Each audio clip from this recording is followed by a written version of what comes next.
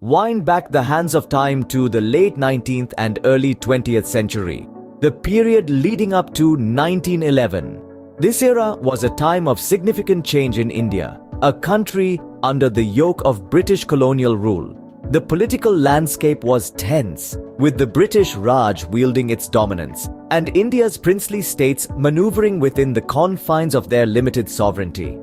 The Indian society, though deeply rooted in tradition, was showing early signs of a desire for self-rule and independence.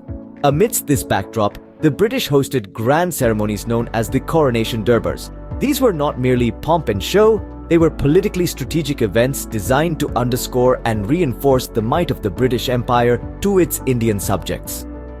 The first of these was held in 1877, marking Queen Victoria's proclamation as the Empress of India. The second followed in 1903, celebrating the coronation of Edward VII. Both were grand spectacles filled with pageantry and opulence, but they were merely preludes to the grandest of them all. As the 20th century dawned, the British Empire was gearing up for an event of unprecedented scale, the 1911 Delhi Durbar. This Durbar was to be different, a spectacle unlike any other. It was to mark the coronation of King George V and Queen Mary, the first reigning monarchs to visit India. But the Durbar had a larger purpose. It was to send a clear message to every corner of the Indian subcontinent that the British were here to stay. The Durbar was to be a symbol of British supremacy, a grandiose display of their unassailable power. However, unbeknownst to everyone, this grand event was also to serve as a turning point, a catalyst for change in the Indian subcontinent. It was to be an event that would leave an indelible mark on the pages of Indian history. The stage was set for an event that would change the course of India's history. December 12, 1911, marked a day of unprecedented splendor and grandeur, the 1911 Delhi Durbar. Imagine this. The sprawling Coronation Park decorated with an opulence that could outshine the sun and playing host to a gathering of over 200,000 attendees. From the four corners of the earth, they all converged on Delhi, drawn in by the allure of this magnificent event.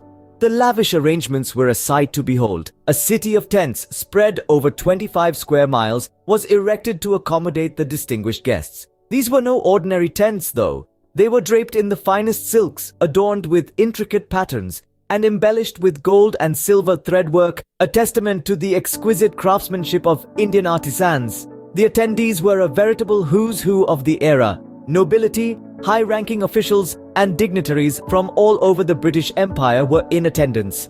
The Indian princes, in their regalia, added a touch of exotic glamour to the proceedings. But the crowning glory of the event was the presence of King George V and Queen Mary, the first reigning monarchs to ever visit India.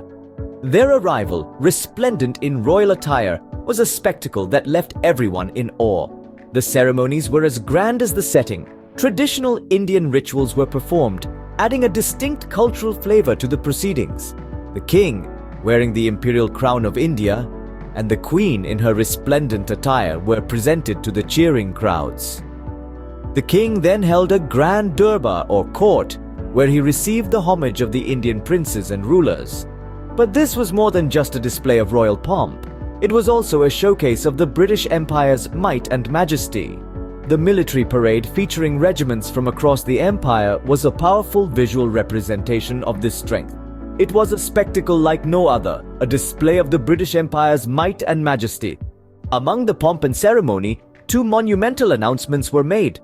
As the royal couple, King George V and Queen Mary, sat resplendent on their thrones, they imparted news that would significantly alter the course of Indian history. The first proclamation was the shifting of India's capital from Calcutta to Delhi. Calcutta had been the capital since the early days of the British Raj, but the king decided to move it back to the ancient city of Delhi, a place with a rich history of its own, echoing with the tales of mighty empires of bygone eras. This decision was not just a change of address for the British Raj, it was a strategic move, a bid to control the entire Indian subcontinent more effectively. But the king didn't stop there.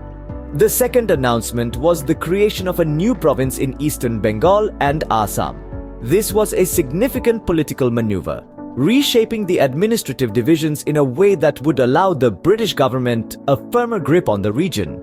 The new province, carved out of the existing Bengal presidency, was an attempt to balance the Hindu-Muslim representation, which had its own repercussions down the line. These were not just any mundane announcements, they were carefully calculated decisions meant to strengthen the colonial rule and control over the vast Indian subcontinent.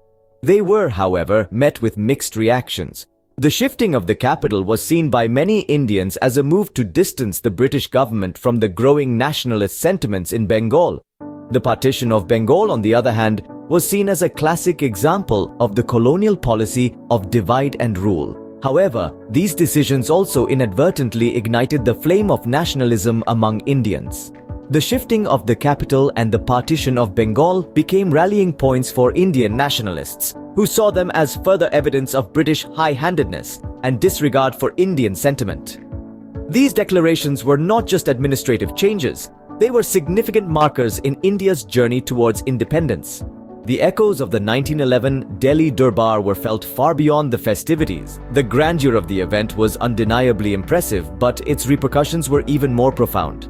The decisions made during this historic gathering would continue to shape India's political landscape for many years to come. The announcement that Delhi would become the new capital of India was a seismic shift. It reflected the British Empire's recognition of Delhi's historic significance and strategic importance.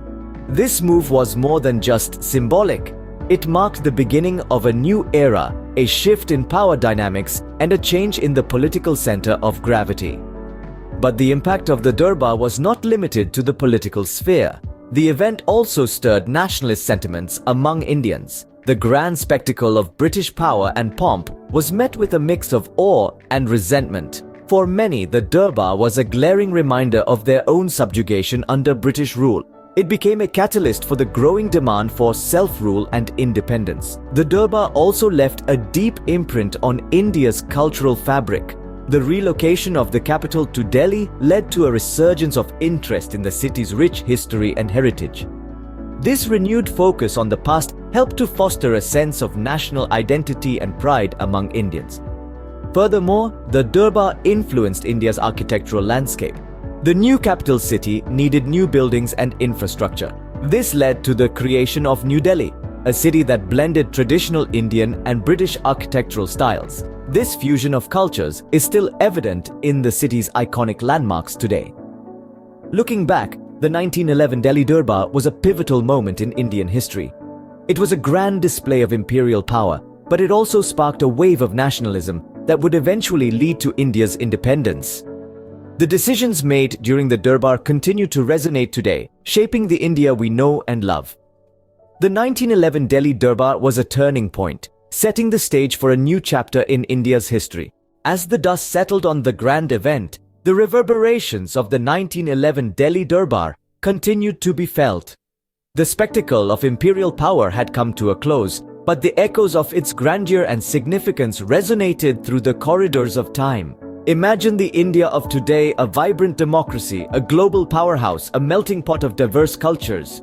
Now picture the India of over a century ago, under the shadow of the British Empire, its destiny shaped by decisions made in far-off lands. The Delhi Durbar of 1911 was a pivotal moment in the journey from that past to our present. It was an event that, in many ways, set the stage for the future of India. The Durbar, with its pomp and pageantry, was not just a display of imperial dominance. It was also a turning point, a moment that stirred the spirit of nationalism in the hearts of countless Indians. The shift of the capital from Calcutta to Delhi, the recognition of the importance of the Indian subcontinent, the announcements made by King George V, these were not just symbolic gestures. They were indicators of change, harbingers of a new era. The legacy of the 1911 Delhi Durbar is not confined to the pages of history. It continues to influence our nation's journey. It was an event that highlighted the stark contrast between the imperial power and the aspirations of a nation. It served as a catalyst, a spark that ignited the fire of independence in the hearts of millions. The repercussions of the Durbar were profound. It marked the beginning of an era of political awakening. of increased awareness and activism that eventually led to India's independence. The Durbar was not just a chapter in our history, it was a prologue to our freedom. The 1911 Delhi Durbar, a spectacle of imperial power, was also a catalyst for change, a spark that ignited the fire of independence in the hearts of millions of Indians.